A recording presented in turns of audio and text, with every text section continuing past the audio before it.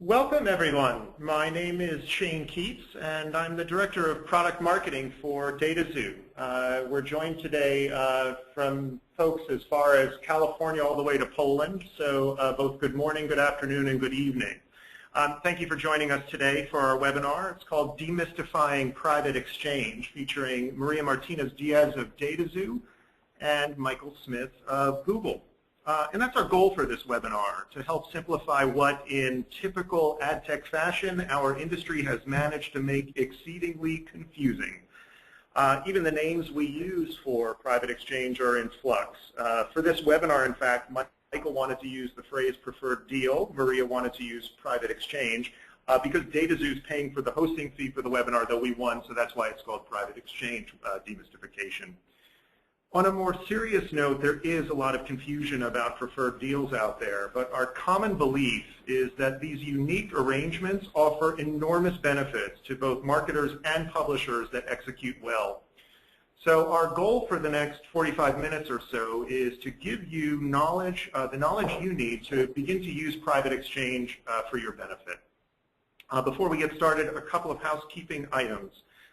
You will be in listen-only mode to cut down on background noise. The webinar control panel can be opened and closed by clicking on the red arrow button in the upper right-hand corner of your screen. And if you have any questions during the webinar, you can send them by opening the control panel and typing them into the question box.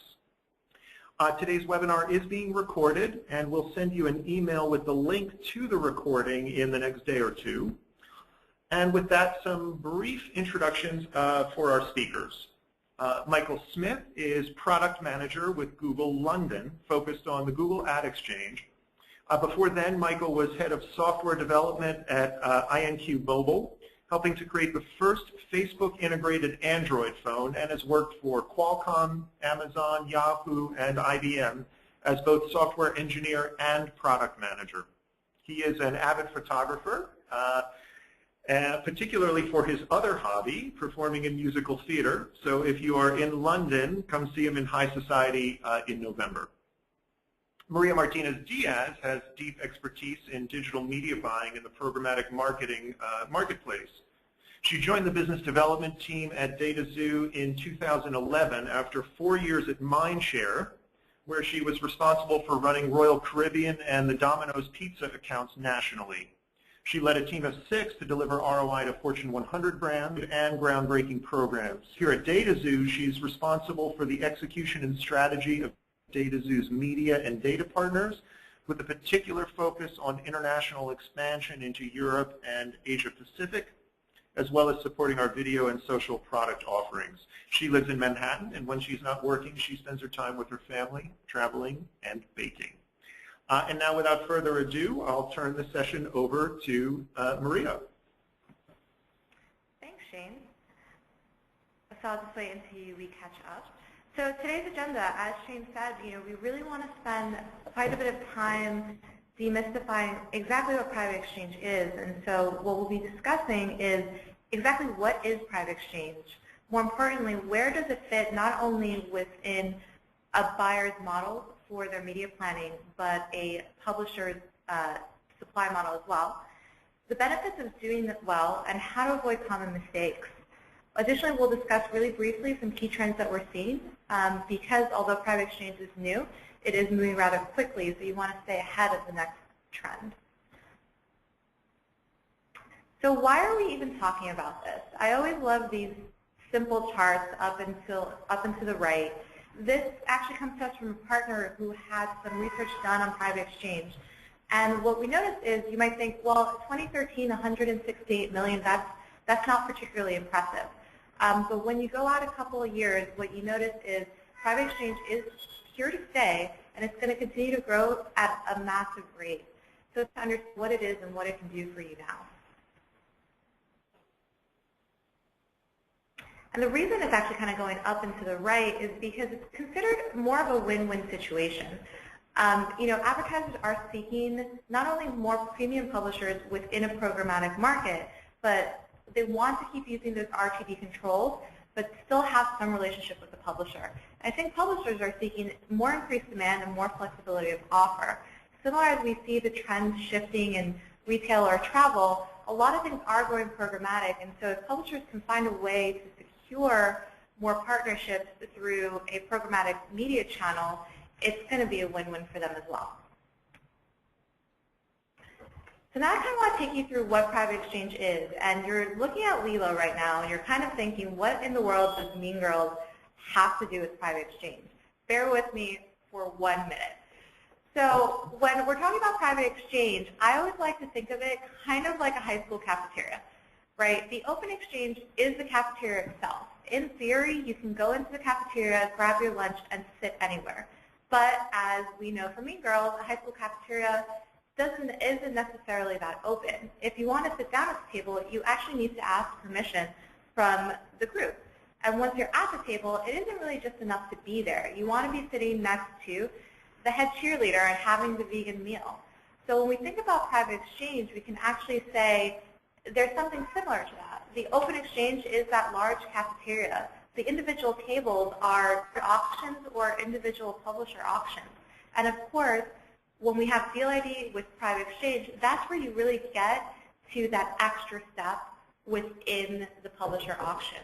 And so that's really what Deal ID and Private Exchange promise, the ability to really work more closely with the publisher in a programmatic market and really kind of add some additional layers to how you work with them within the RTB setting. So where does it actually fit? You know, right now, I think if we take a step back and think about how as buyers we purchase media or we plan our media, we've gone from a major shift. Originally, it really was just direct buy. You call the publishers, you learn about their offering, you set up deals, and that was the plan, and that worked really well. Then we got this really great new thing called, real-time bidding, programmatic marketing, and that also was really helpful because it allowed us to find audience and pockets of inventory that we typically might not have an opportunity to find out about. It really allowed us to test performance and learn a little bit more about what we wanted to do with our audiences. But one of those really great promises, if anybody remembers 3 or 4 years ago, about an open exchange was that it was this great testing ground for you to find those publishers that work really, really well for you, and then you get this opportunity to call them and do more. Well, I think what we've come to now is 2 additional buying modalities that kind of fill the gap between the direct buy and the open exchange. We call them directed decisioning, also being coined in market as programmatic premium, where you're still doing your guaranteed buy, but with a little bit decisioning. And more importantly, I think the new one, and the one we're talking about in this webinar, is private exchanges, which sits a little bit closer to the open exchange, where the goal of a private exchange is to do just that, get a little bit more of that programmatic buy that you that's really performing well for you, but you'd like to be a little bit closer to the publisher audience and alignment, and you'd like a little bit more of a guarantee. It's important to note that private exchanges are still non-guaranteed auctions. However, you do get to speak a little bit more closely as a publisher regarding what you can do within their inventory on a programmatic basis. And so I'm going to hand this off to Michael now, who is going to discuss how private exchange fits within the publisher ecosystem. So thanks, Maria, and thanks for having me along with this webinar here. And so also forgive me, everyone, if you can't hear me quite so well. I'm fighting through a cold, so I will try to be slow and clear. As far as Google presenting this to publishers, the way that we tend to do is we say you kind of should think about this as part of a spectrum of your full offering of your inventory. On the far right-hand side, of course, this is an ad exchange specific diagram here with ad exchange on the left-hand side. If it was a ad server or DFP-centric presentation, they'd probably put them on the left-hand side. So we put DFP all the way on the right-hand side. So our ad server, you've got your premium sales. Then what Google has is private auctions and preferred deals, and almost every private marketplace has some combination of those 2. And then there's traditional ad network optimization and the open auction. So private marketplaces kind of sit between, as Maria said already, kind of sit between your direct and your open auction. And the right way to kind of think about these two different types of deals are kind of usually a preferred deal is kind of first price, usually fixed price, and usually just with one buyer. Private auctions tend to tend to also be second price. Some different companies have different combinations of them available. You might have check boxes that set second price versus first price. And kind of another interesting thing to think about is, depending on the technologies involved, sometimes all of these things run at the same time. So sometimes you can have open auctions and preferred deals competing with each other, but more often than not, it's tiered services, such that usually the kind of the first look advantage goes from right to left. So obviously your direct sales and your guaranteed sales are usually booked first. Then things like preferred deals and private auctions are secondary or exchanges. And then ad network optimization and open auctions get the rest of the impressions. I think you'll see over time that some of this will start, the barriers between them will start to break down, and there's optimizations, but that's coming over the next year or so. Right, so go to the next slide. So I think a good way to think about this in terms of the value that it delivers to a publisher, and also, you know, a buyer won't bid unless it's worth that inventory, or unless it's worth that price, is taking a look at the left-hand side, where you had the open auction with a lot of volume and low CPMs, and you had direct sales with high CPMs. This kind of walks the demand curve, if you will, and allows you to be able to access incremental brands and budgets, and also people who want preferred access to your inventory, to demand the higher CPMs from a publisher perspective. And from the buyer, it's worth it for you to do this in some of these preferred deal situations. The publisher gets to capture more value from the unsold impressions, but yet you can still act as a kind of a brand protection. Right now, these also act from a publisher's perspective as a way of not ever allowing the open auction to deteriorate your brand, and kind of, you don't go towards liquidation quite so quickly at that point. And the buyers still get very good transparency into this and get targeting akin to what Maria had mentioned. Yeah, what I absolutely love about this slide is I kind of go back to the days where I was studying economics, and we would read about these like perfect demand curves where you would set up your prices and your sales channels in an appropriate manner to hit as many customers as possible. And so when you look to the left and you see 10 and 1, your instinct is like, how many customers are kind of missing out on the ability to work with this publisher? And then you look at the right and you go, this makes so much more sense. You know, we at DataXu, we have customers who might not fit the direct mold. They really want to do everything programmatically, and so having these additional opportunities, these additional sales channels where they can work with the publisher is really fantastic. And I actually do want to share one anecdote before we move on to the next slide, which actually comes from, I believe she is the director of private exchange at Condé Nast. I was at a different event, and she really kind of hit the nail on the head where she said, look, I tend to, like, we have these two sales channels right now, which are doing well for us within a revenue mix, but I do think if I can add another sales channel where I can speak more directly to the buyer, I think I'm going to be able to expand my business. And she kind of drew the parallel between retail and between programmatic. And you know, she kind of made this example of, hey, you know, retail guys, they have their flagship, they have their department stores, and they have their outlets. There's no reason we can't do something similar in media. And so I always, you know, when I look at the slide that Michael put together, that's really what comes to mind. Yes, and thanks for that. And I also see that this although you can think right now programmatic and private marketplaces sit in the middle, we're also seeing instances where they do shift very much to the left. It kind of depends on the inventory that's available and the relationships that you have with buyers.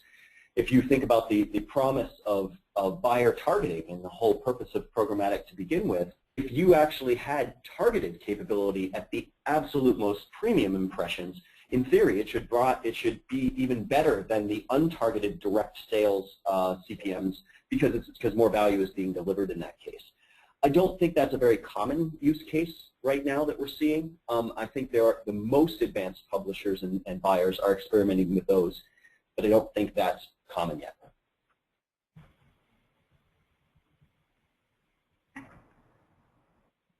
So with this slide, I will first talk through how a deal is set up and kind of the right way to think about the structuring of a deal from a publisher perspective, and then I'll pass it over to Maria to talk about it from a buyer perspective. So on the publisher side, you figure out the inventory and buyers who might be best for that particular deal. These usually come from either one of two places. Usually they come from those people who are at the 10 CPM in the prior chart, or at the 1 CPM and doing a large amount of volume. So the people you already have relationships with, either through the exchange or through direct. At which point you might reach out to them, or they might reach out to you, and you figure out the inventory that is interesting to this deal, and you create this deal. Via the deals interface, you figure out the correct model and the terms, whether it's fixed price or auction, how many people might be in that deal, and you negotiate these terms with the buyers, going back and forth on CPM. Usually, you aren't necessarily talking about volume, but if you are talking about volume, you're talking about number of impressions and the kind of the amount of number of impressions that you will give to a buyer to bid on, and the number of bids that you expect a buyer to be able to take out of that. Right now, there are I know of very few systems that have the capacity to kind of enforce those numbers.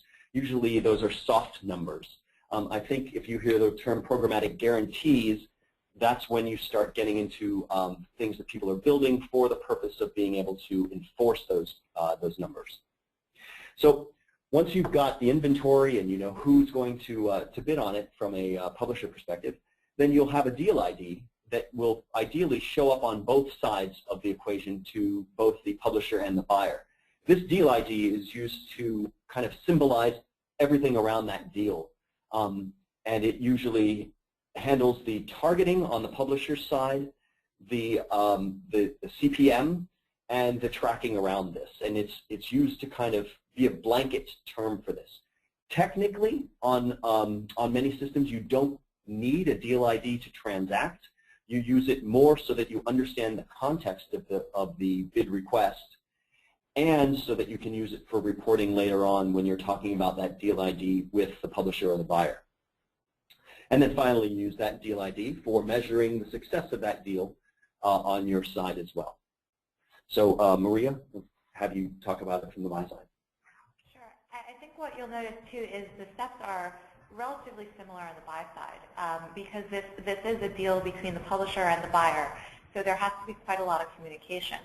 So when you're ready to do a private exchange deal, what you really want to do is identify the publishers that you want to work with directly. And you can reach out to them directly or work with your DSP to do so if they have a full managed service offering. That communication during the negotiation should be as transparent as possible. The reason we say this is because since the deal has to be set up programmatically, the more information you can share, the more success you're going to have.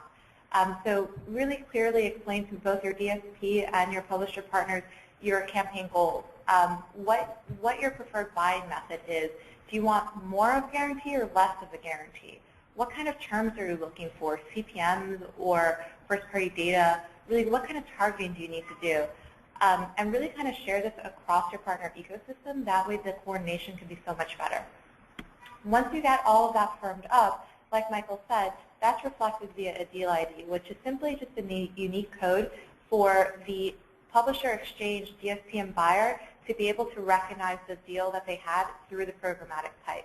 So in other words, when those impressions that fit your deal are coming through, they're going to be flagged with that deal ID so the buyer knows to buy them. Once that deal ID is confirmed, you work with your DSP to have that campaign and deal ID set up within their interface. because it is executed through the DSP interface. And then you launch your campaign. As Michael said, using that deal ID to measure success of the campaign afterwards is really key because like any campaign and any programmatic campaign, it's a learning process. So if you can measure the success of the deal based on your goals that you put up front, you'll be able to iterate with the publisher as well as with your partners on what success means to you so that you can continue to do private exchange in the future. And so if there's one thing to take away is communication is absolutely key here. Because this is a more granular setup than your typical exchange buy, it's really important to keep all the parties looped in so that you have a successful campaign. I think it's also worth mentioning here that that typically this is transacted through the exchange, so advertiser is oftentimes involved in this, particularly around brand deals.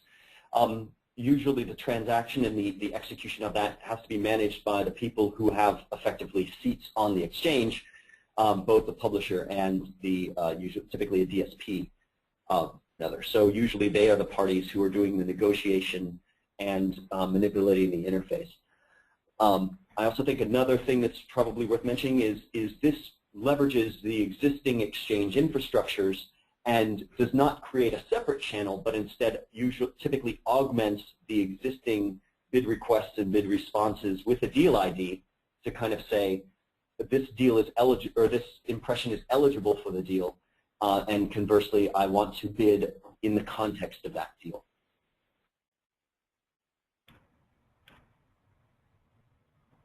So some benefits for advertisers. We kind of walked you through how it kind of works, and we talked really briefly about why it's a win-win. To just kind of go through some benefits for advertisers here is, traditionally speaking, there has been the open exchange is kind of inclusive of all types of media. With a private exchange, you get access to higher quality publishers and placements within those publishers. And what I mean by that is by having a closer connection to the publisher in a programmatic basis, with them things like targeting their first-party data, or targeting some of the larger formats on their website, or doing something a little bit not run-of-the-mill that you would typically do at an open exchange. So this is a great opportunity to do that. You can also choose which publishers and when to bid. So whereas typically with an open exchange, you want to keep things really wide open, a private exchange allows you to be a little bit more selective in terms of who you want to work with.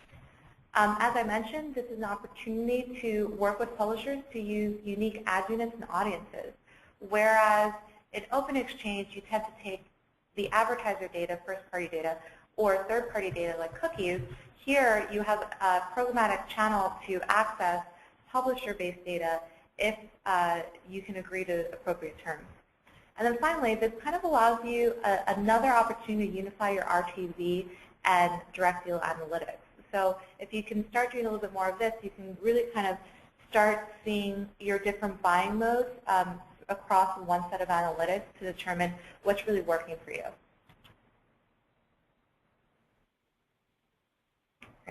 And making it work. So we just decided that we wanted to make sure you guys had some best practices to take away from this.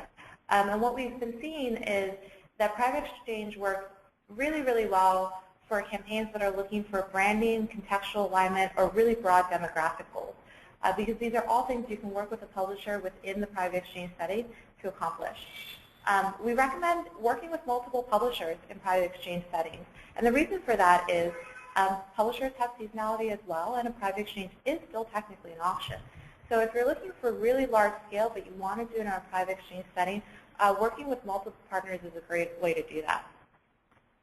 When doing audience goals, I mentioned really briefly earlier, this is an opportunity to work with a publisher-based data, which is one of the most attractive things, in my opinion, about doing a direct buy, working with someone who has registration data and really knowing that you're hitting that demo audience that you're really looking for. Traditionally, in open exchange settings, we've had to rely on first or third-party data. This is an opportunity to, again, go back and work with the publisher to target those audiences that you're looking for through their data sets. Additionally, you want to adjust your KPI to the economics. As Michael's slides show in stepping down through the demand curve, the floors of the pricing on private exchanges can be 2 to 4 times higher than open exchange. this isn't necessarily a bad thing. We're definitely getting more from a private exchange. However, because it is 2 to 4 times higher, you want to make sure your KPIs aren't assuming lower CPMs. You just want to make sure that you're completely aligned with the pricing that and the terms that you will have. And I'll hand it over to Michael now to discuss the benefits for publishers and how to make it work from the publisher side. Thanks, Maria. So the key benefits for publishers are, of course, higher CPMs. I think publishers always look at that as kind of a very first place for doing this. And the main reason is because you've got the ability to do a little bit more buyer discrimination. Perhaps you know that these buyers find are more aligned with your inventory, and therefore you've got the brand adjacency that you won't necessarily get through the open auction itself, and you can therefore segment the market a little bit more. So that's kind of more of an economic argument. But I think the last two are a little bit more interesting, which is you can kind of shore up your brand. And what I mean by that is, for those publishers for whom the dilution of their brand in an open exchange, if they're most worried about that, a private auction and a preferred deal, or sorry, just private marketplaces in general, are a great way to kind of say, look, I really have a boutique shop here, to use Maria's prior analogy from Condé Nast, about to kind of give a halo to all of my inventory. And I've got a place by which I can advertise just how good my programmatic inventory is without necessarily having a full sales force for direct sales to enforce all of that. Finally, I've got an opportunity for just general overall improved monetization, and what I mean by that is much more than just the extracting of the value from the first checkpoint there. I mean you have a more creative capability to maneuver your inventory around, to find the best value through a kind of a third channel, but more importantly, like what becomes much more like a spectrum of selling, and this can actually be a problem for some publishers, where you have to now make your programmatic team work with your direct sales team, because this is almost a new kind of beast to sell that's somewhere between programmatic and direct sales. The publishers that do this the best are the ones that kind of embrace this change and see it as an opportunity to revisit their entire monetization strategy and get their organizations better aligned towards the future of this kind of more spectrum selling rather than kind of a black and white selling.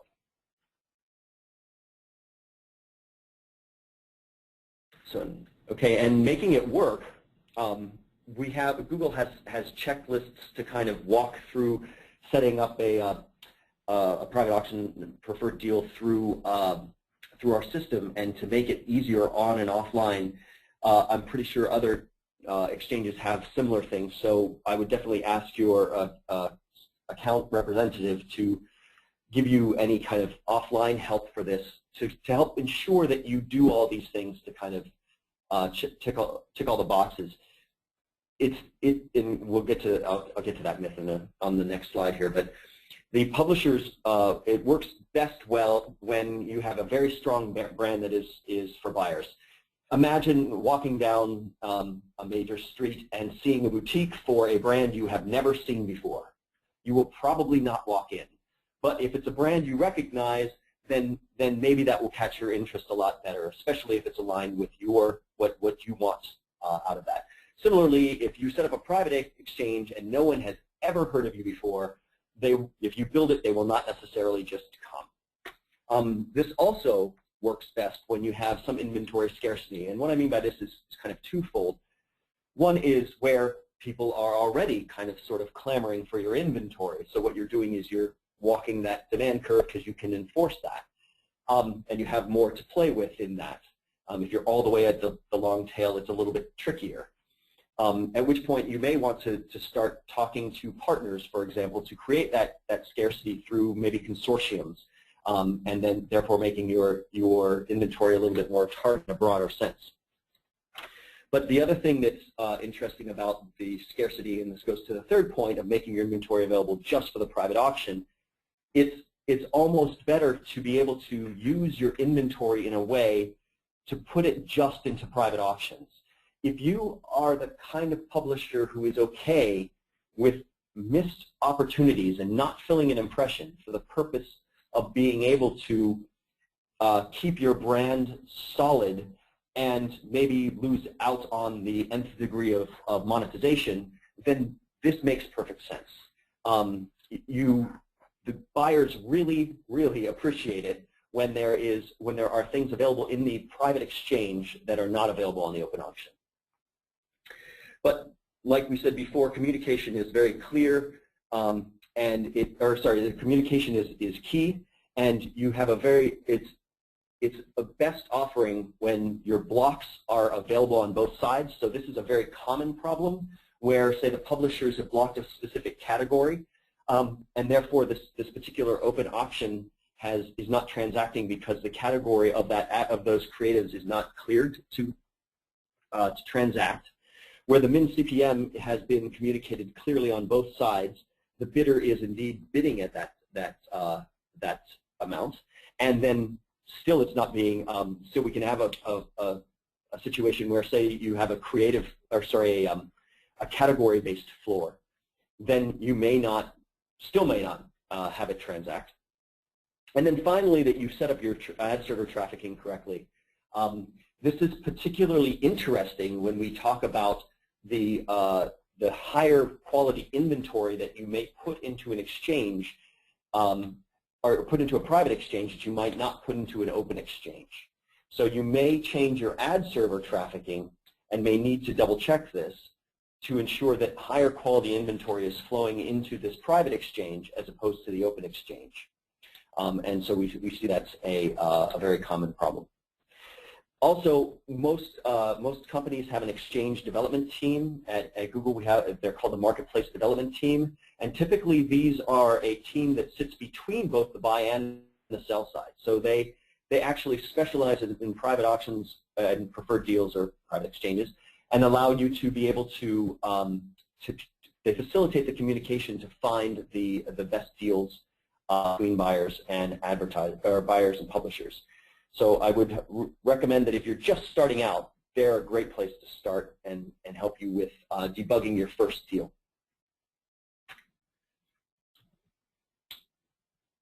So a few myths that are worth discussing here about that we've just seen over the last year or so in using private auctions and preferred deals. The first myth is you just turn it on, right, and you get more money. If it were that easy, everybody would be doing it already. It's just another tool. It can lead to interesting deals, and it's a way in which you can work from you can put in kickers to your direct sales and give augmented sales to those people in direct sales, which is partially why I believe that the programmatic needs to then arm the direct sales team.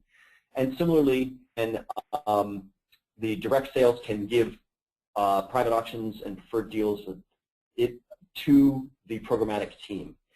And again, this allows you to monetize overall a little bit better, but it's just another tool. The second myth is that it's perfect brand protection. Well, the answer is if you put garbage in, you get garbage out. So if you don't put the right inventory into the private exchange, you won't get any more brand protection than you ever had before, and you will still get bad ads. You do have a heck of a lot more control over your brand on both sides of the equation. I think this is particularly useful to buyers who can maybe get transparency to inventory that they can't get through the open exchange, where people prefer to run their inventory blind in the exchanges. Yeah, I think this one is really important, the perfect brand protection. I want to add, every private exchange and every deal ID is a little bit different. So that's why that communication is key, because the publisher offering is going to vary from private exchange to private exchange. So you can't just assume that you're going to get the same offering every time, and that's where that discussion up front really comes in handy.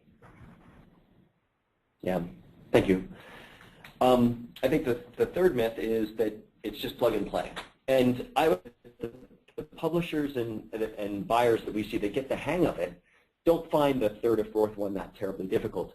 But the first few are a little bit difficult simply because of the new engagement style with both the tools and the other parties.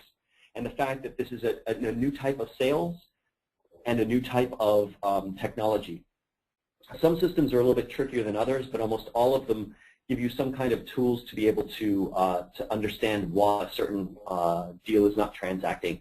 At the very least, your account managers will probably be very keen to help you through these, because they realize that these are pivotal to both the publishers and the buyers in the exchanges. Then I think the final myth is, you just put up your storefront and people will walk in. Well, that's not true. You can't really do a deal blind. That's the whole purpose behind the open exchanges. That's not the purpose of this. This is a relationship-based deal, and it certainly is lighter weight than direct deals in that we've seen that particularly longer running private exchanges, we've seen work very well, where if you have a good buyer and publisher relationship, you can just keep these deals running for a long period of time, and everybody's making more money. But it is heavier than just an exchange. And to echo that, I think there's, from the buyer side, the myth is that I will be accepted into every private exchange, so relationship is needed. But this is a permission-based mode of buying. So similar to, no relationship is needed with buyer. You do need a relationship with the publisher to ensure that you can have access to their inventory. If I can build on that, Maria, I think also some publishers might make some of their inventory available on the exchange, and you might be already buying it. Don't assume that the publisher has already set up all the private auctions and preferred deals that they want. I think buyers are more than welcome to knock on the door of publishers and start the discussion to be able to be let in. Maybe publishers haven't thought that that particular piece of inventory would be appropriate to a private exchange. And so a buyer doing the initial ask is more than accepted in most of these systems. Absolutely.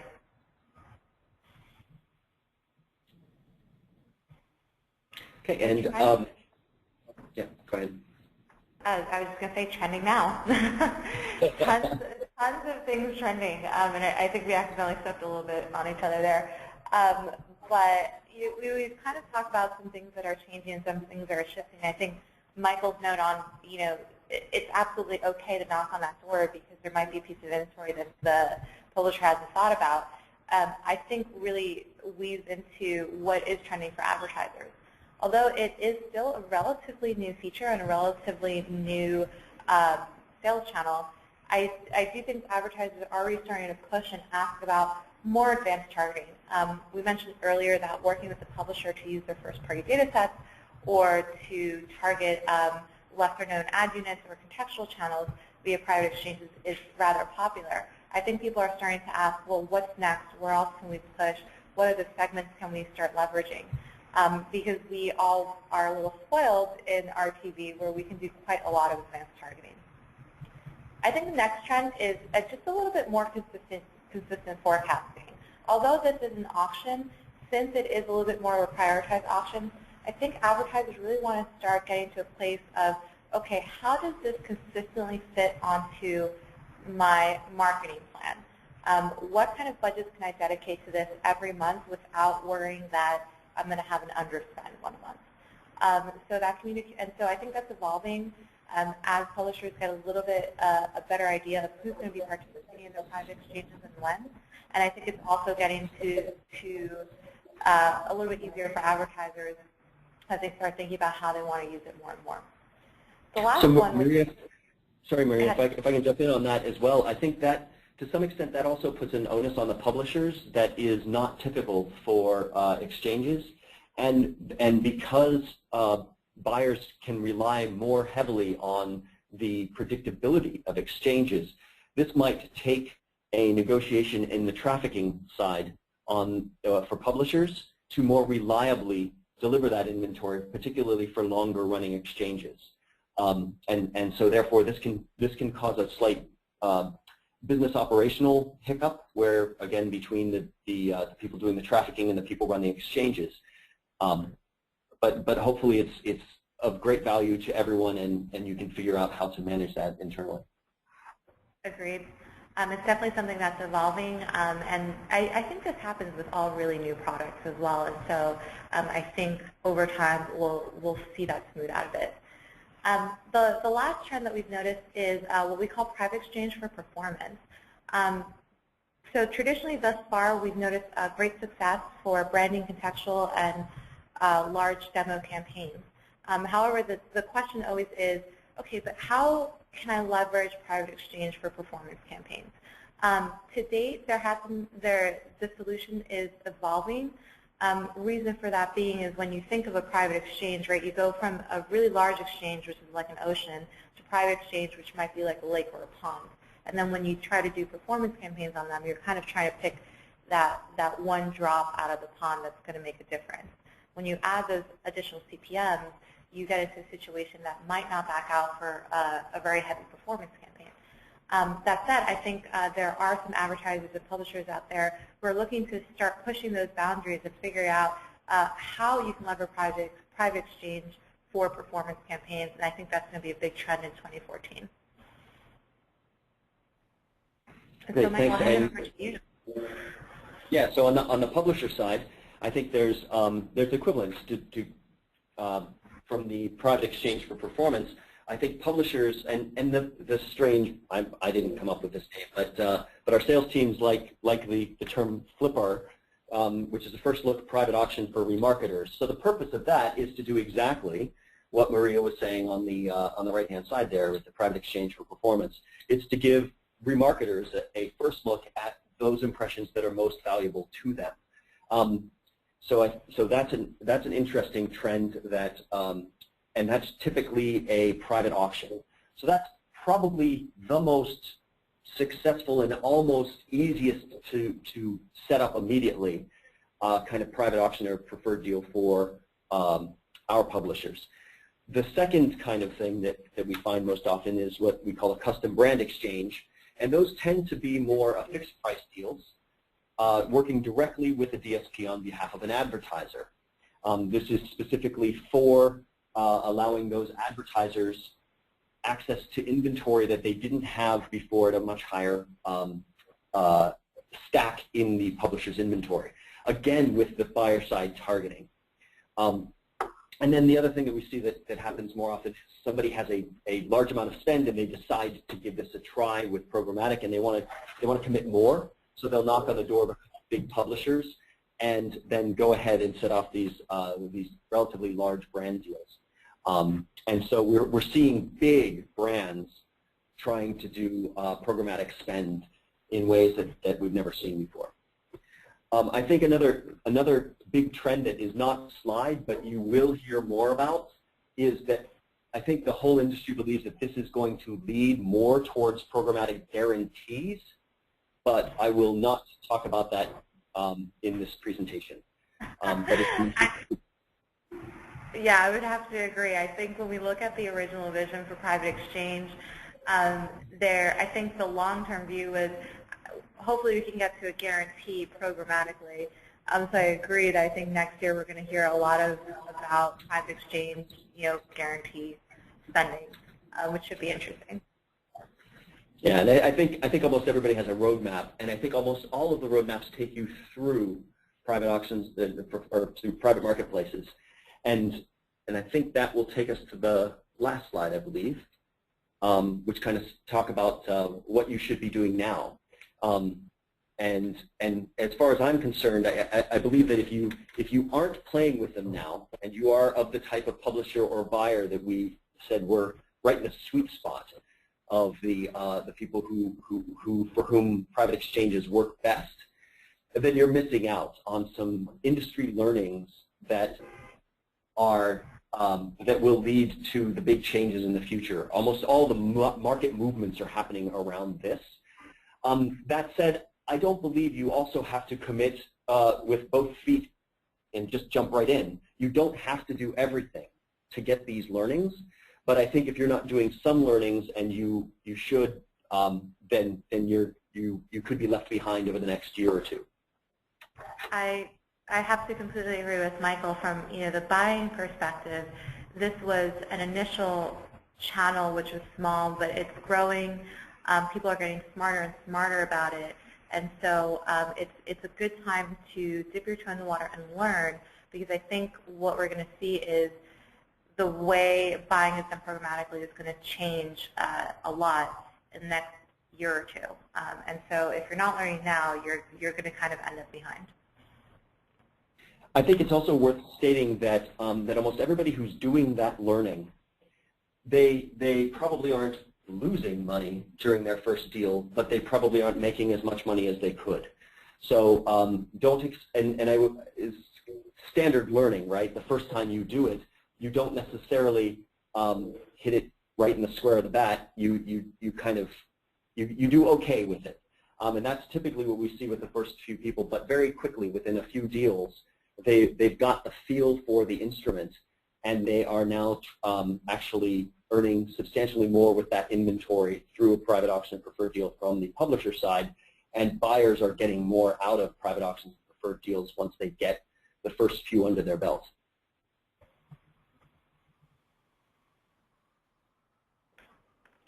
So thank you, Michael and Maria. I think one of the things that I loved about this presentation so far is the candor that you guys brought to the table. And let's keep that going, actually, with questions and answers. If you want to ask a question, we've already got a number of them queued up. You can use the questions box located on the GoToWebinar console. The first question, or actually a group of questions, is for non-guaranteed deals, do publishers allow buyers to set up deals without spend minimums?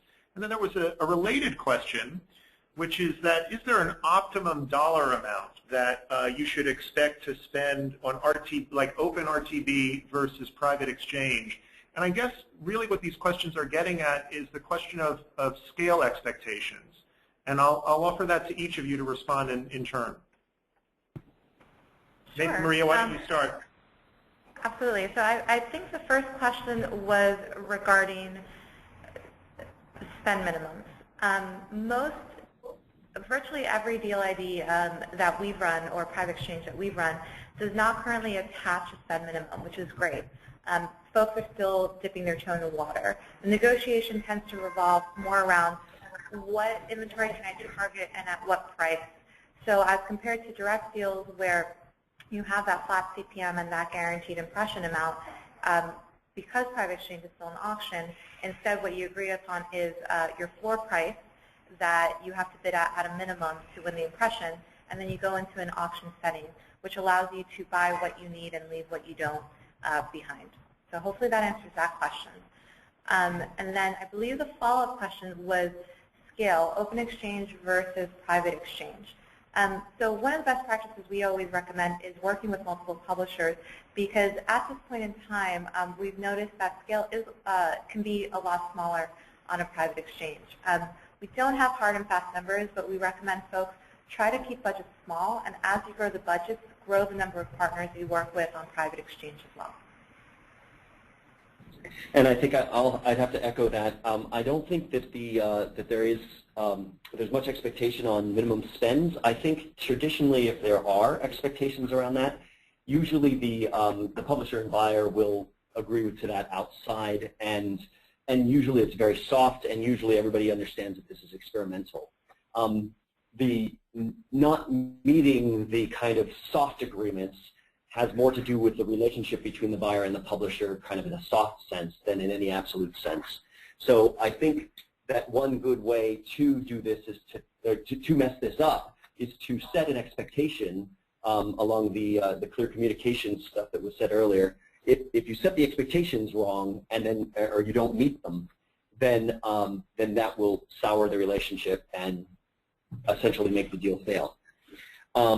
And I would say that to counter what Maria just said around the open versus private and the availability of the impressions, I think it's in the publisher's best interest to make as much available to the private exchanges as possible so that you can get this differentiated spend, should you so desire. So if remember that the buyer is indeed looking elsewhere as well, so the better the deals and the better impressions you can give them, the better off everyone is.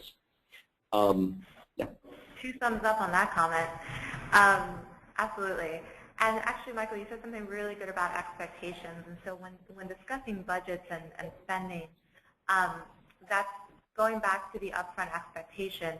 You know, if you have a number in mind that you'd like to spend, bring that up front. If you're saying, look, I really want to spend, I don't know, $30,000 with you this month, is that possible? I think bringing that up front early is a good place because the publisher can try and see if they can adjust the amount of inventory they have in the private exchange, or if, you know, they need to do something else for you. So, you know, that communicate is definitely key. I also think there are very few publishers or buyers who aren't into kind of like a more experimental kind of relationship in this sense too, where if you've continuously been buying on a particular publisher or a publisher that has this relationship with his buyer, then usually it's okay to say, well, yeah, let's set this up, and it's okay if you don't spend a lot of money on this. Let's just, as long as you set the expectation accordingly. I think along those lines too, if I can interject one other thing, oftentimes these impressions are not one place or another.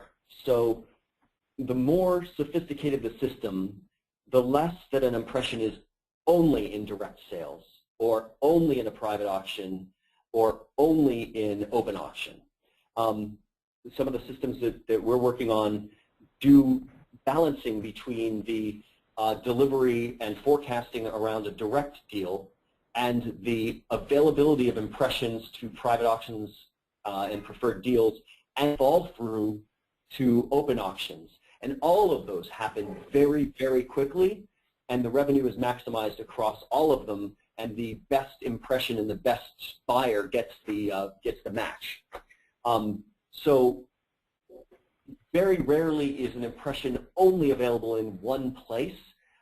Usually, though, the information is significantly less at each one of the different tiers.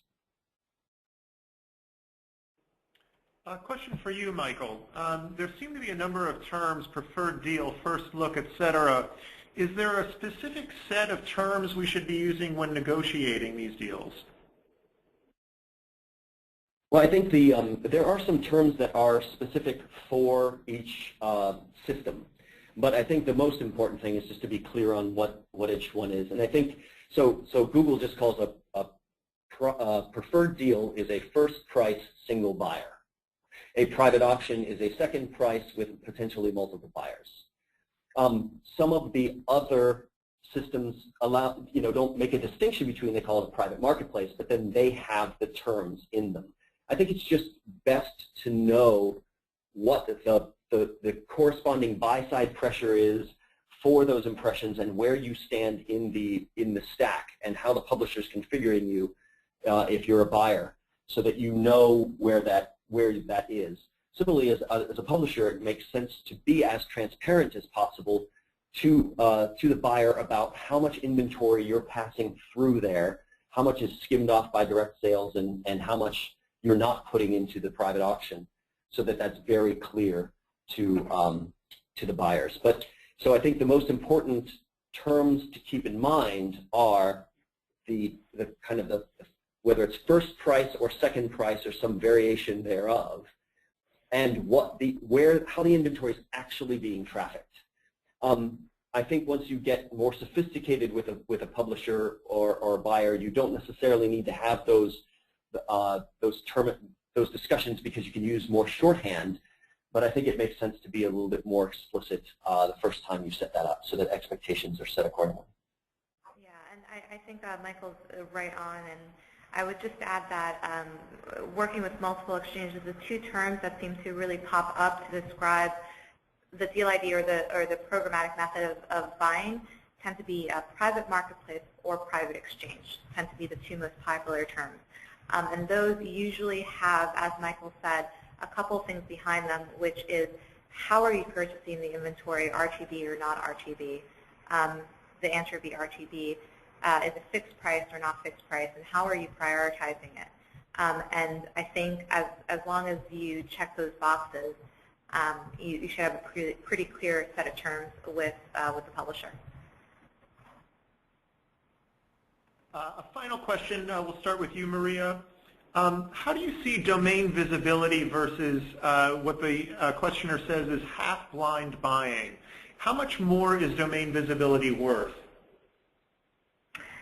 It's actually a good question, and I always hate these answers myself, but it would be how much do you value domain visibility? So for example, on an open exchange, you have everything from fully transparent down to domain to anonymous, and then you have semi-anonymous in the middle where you might see Microsoft Advertising Exchange 1.com. So with a private exchange, some publishers give you full domain transparency. Others do not.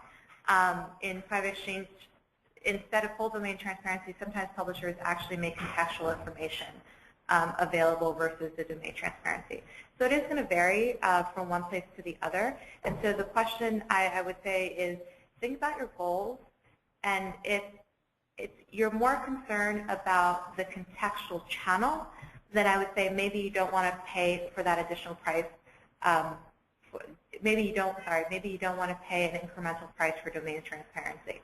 But if perhaps you are working in a very sensitive field like pharmaceutical, for example, or you're advertising alcohol, where you have these regulations in your field that you really need to know that domain transparency, this may be a pretty good option for you, and you may want to actually pay that additional price because it might be a little bit more difficult on the open exchange.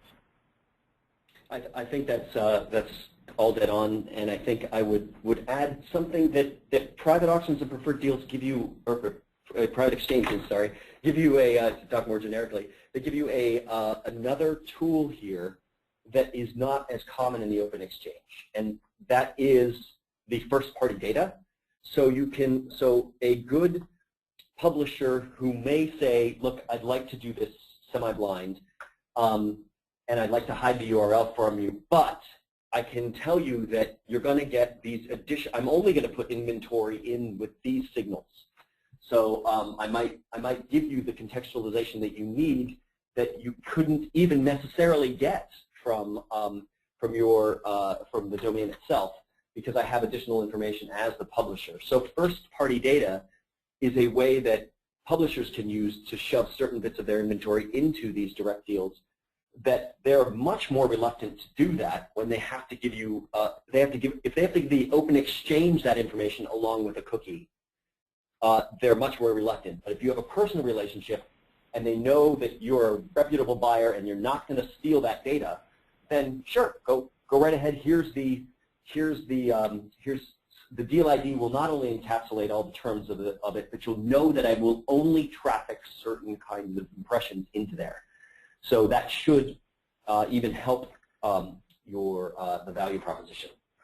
So I think blind versus transparent is a very is contextual as well. We're going to give Michael the last word here.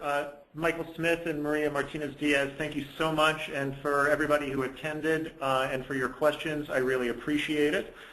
Before we say goodbye, I wanted to let you know the session has been recorded. We'll send out a link to the recording in the next couple of days. It will include as well some additional slides that I'm showing you now, a look at the UI, the user interfaces of Google and DataXu. It'll give you a sense of what deal IDs look like when they're being executed. I want to thank everybody for joining us, and have a great rest of your day or evening for those out in Europe. Goodbye, everybody. Thanks.